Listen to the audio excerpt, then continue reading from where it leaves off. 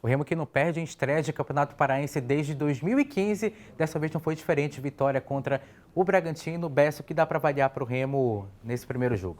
Cara, é importante destacar que o Remo ele é um time em formação, né? Então, o ritmo, a falta, no caso do ritmo, ela foi bem evidente nesse jogo, né? O Bragantino soube tirar proveito disso, fazendo aquela marcação alta, tentando explorar os erros do clube do Remo, o que inclusive até deu certo, né, no gol. O Osório, inclusive, na coletiva, ele destacou, né, que ele não treinou ainda, né? Treinou fora a parte, né? Esse lance de lateral. Então o Bragantino teve até sorte de, nessa pressão, conseguir achar pelo menos um ponto em que o Remo não tinha treinado. Mas depois que o Remo conseguiu se reorganizar dentro do jogo, aproximações começaram a acontecer, alguns jogadores entenderam já, por exemplo, o Marcelinho, que estava um pouco acuado, começou a sair mais, o Hernandes começou a se aproximar mais, o Patrick de Paula começou a acionar um pouco mais as laterais, aí o Remo começou a se encontrar. Lógico que teve aquela chacoalhada no intervalo, né? Mas as mudanças do Remo foram mais importantes. O torcedor não deve esperar no momento pelo menos o resultado, mas pelo menos ele busca, né, que o Remo se encontre dentro de campo, a formação. O resultado foi importante para dar aquela tranquilidade, mas lógico que fica ainda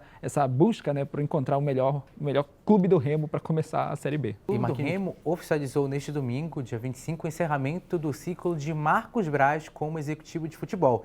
Segundo o clube, a rescisão foi em comum acordo. Mesmo fora do cargo, Marcos Braz seguirá colaborando com o Remo em demandas de âmbito nacional, mantendo vínculo com o clube nos bastidores. Para a continuidade dos trabalhos, Cadu Furtado foi indicado para assumir interinamente a função de executivo de futebol, com a aprovação da diretoria e sugestão do próprio Braz. Pouco após o comunicado oficial, Marcos Braz se manifestou nas redes sociais, direcionando uma mensagem à torcida azulina e ressaltando o orgulho pelo período no Bainão. Há informações de divergências entre o presidente Tonhão e Marcos Braz, mas nem o Remo e nem o próprio Braz falaram sobre o motivo da saída do executivo. E, Bessa, o que muitos torcedores falaram conosco nessas últimas horas foi de que maneira isso afeta o Remo. Para ti?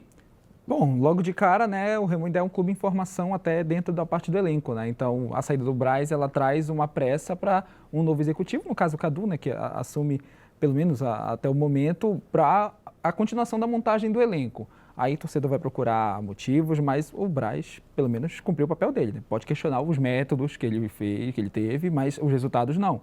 Mas já havia, né, histórias de um Inter procurar ele no passado, o Corinthians também, né, logo no final do ano. Então já era algo anunciado. O fato dele começar o ano sem contrato já dava um indício. Então, para quem não acompanha muito o clube do Remo, pode ter sido pego de surpresa. Quem já está em cima ali começa a entender os indícios e agora é página virada, né? O clube do Remo precisa pensar que tem um campeonato brasileiro pela frente.